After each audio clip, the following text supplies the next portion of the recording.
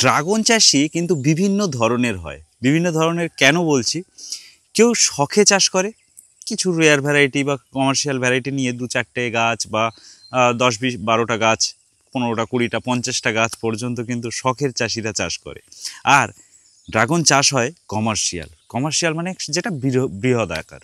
বৃহৎ আকার মানে ফ্রুট সেল করার জন্য যারা চাষ করেন তাদের কিন্তু কমার্শিয়াল ফার্ম বলি।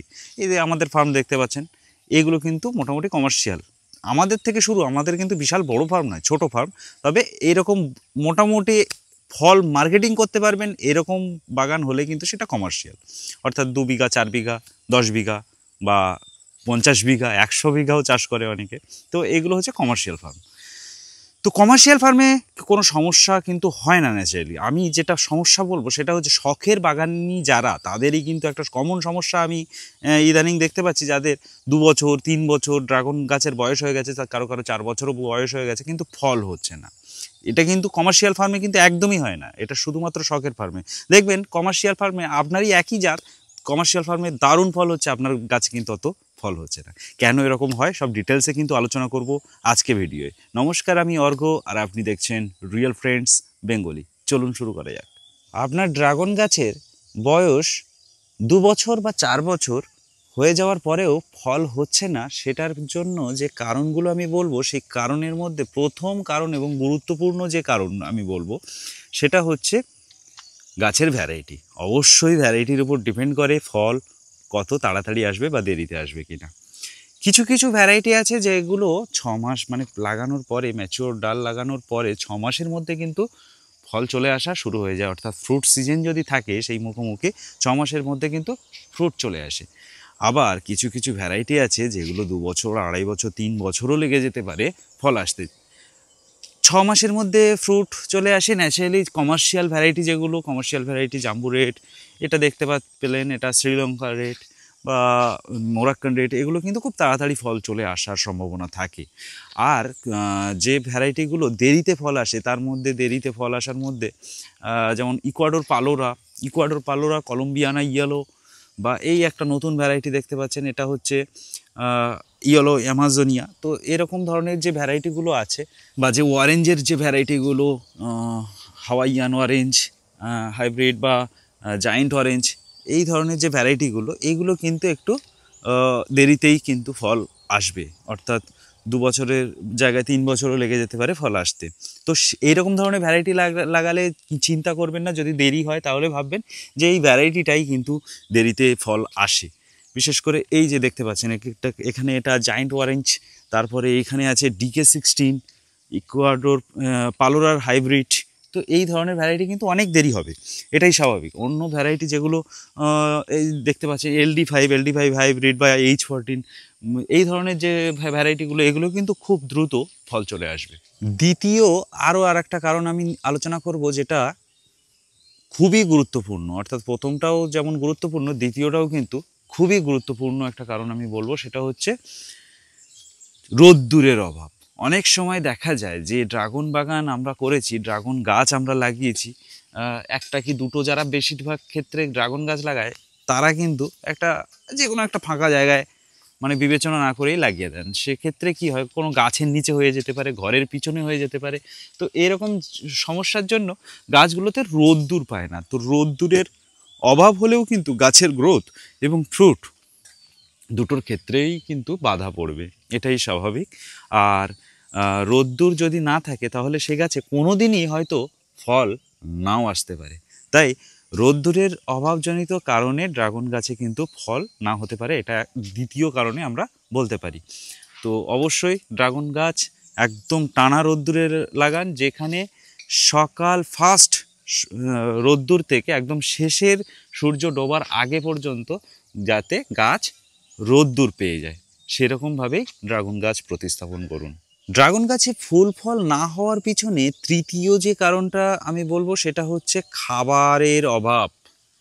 অনেক সময় দেখা যায় যে আমরা এই ড্রাগন গাছকে ফল গাছ হিসেবেই তো বিবেচনা করে মানুষ। তো ম্যাক্সিমাম মানুষ অতটা কিন্তু জানেন না যে কীরকম খাবার দিতে হয় ড্রাগন গাছে। তো সেক্ষেত্রে কি হয়, আমরা অন্যান্য ফল গাছের সঙ্গে তুলনা করে ফেলি। অন্যান্য ফল গাছ যেমন আমরা আম গাছ, জাম গাছ যেমন লাগিয়ে দিলে কিছু না দিলেও এমনি এমনি বড় হয়ে যায় এবং এমনি এমনি প্রত্যেক বছর টাইমলি ফল হয়, সেরকমই আমরা কিন্তু অনেক সময় মনে করে ফেলি ড্রাগন গাছ। কিন্তু ড্রাগন গাছ কিন্তু এরকম নয়, ড্রাগন গাছে প্রচুর পরিমাণে খাবার লাগে। অর্থাৎ ড্রাগন গাছ যদি আম গাছের মতো বসিয়ে ছেড়ে দেওয়া হয় তাহলে সেই ড্রাগন গাছের গ্রোথ এবং ফুল ফল নাও হতে পারে। অর্থাৎ গ্রোথ একদম সরু গাছ হয়ে যেতে পারে, সেই গাছ বাড়তে না পারে, বা সেই গাছে ফুল ফল এসব কিছু নাও হতে পারে। সেই কারণে অবশ্যই ড্রাগন গাছ যখনই প্রতিস্থাপন করবেন তখনই আপনার জেনে রাখা উচিত যে যত রকমের গাছ আছে, অর্থাৎ আমরা যে সমস্ত চাষ করি সেই সমস্ত চাষের সবথেকে বেশি খাবার কিন্তু এই ড্রাগন গাছেরই লাগে। অর্থাৎ ড্রাগন গাছের থেকে বেশি কোনো চাষে কিন্তু খাবারের প্রয়োজন হয় না। তাহলে অবশ্যই বুঝতে পারছেন ড্রাগন গাছে কিন্তু অবশ্যই খাবার না দিলে কিন্তু আপনার ফুল ফল হবে না। প্রপারলি কীরকম খাবার দিতে হবে এখন আপনারা অবশ্যই কমেন্ট করবেন, আমি জানি কমেন্ট করবেন বা আমাকে SMS পাঠাবেন যে কী ধরনের খাবার দেবো। তো প্রত্যেক মাসে ফার্টিলাইজিং ভিডিও আমি তৈরি করি, যে যা ধরুন নভেম্বরে কি ফার্টিলাইজ করবেন বা ডিসেম্বরে কি ফার্টিলাইজ করবেন, এরকম ভিডিও আমি তৈরি করি। তো সেই ভিডিওগুলোকে কিন্তু আপনাকে দেখে নিতে হবে, প্রত্যেকটা ভিডিও কিন্তু আপনাকে দেখতে হবে, তাহলে কিন্তু আপনি বুঝতে পারবেন কী ধরনের খাবার ড্রাগন বাগানে দেওয়া উচিত। ড্রাগন গাছে ফুল ফল না হওয়ার পিছনে চতুর্থ যে কারণটা আমি আলোচনা করব সেটা হচ্ছে ফুল নয়, শুধু ফল, অর্থাৎ পলিনেশন। সেটাও কিন্তু ভ্যারাইটির জন্যই হয়। অর্থাৎ ড্রাগনের ভ্যারাইটি দুই ভাগে ভাগ করা হয়, বিভিন্ন বহু ভ্যারাইটি হয় ড্রাগনের।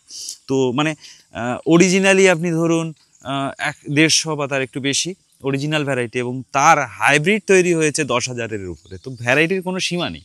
তো এই ভ্যারাইটিগুলোকে কিন্তু দুই ভাগে ভাগ করা হয়, একটা হচ্ছে সেলফ স্টেরাইল, একটা হচ্ছে সেলফ ফার্টাইল।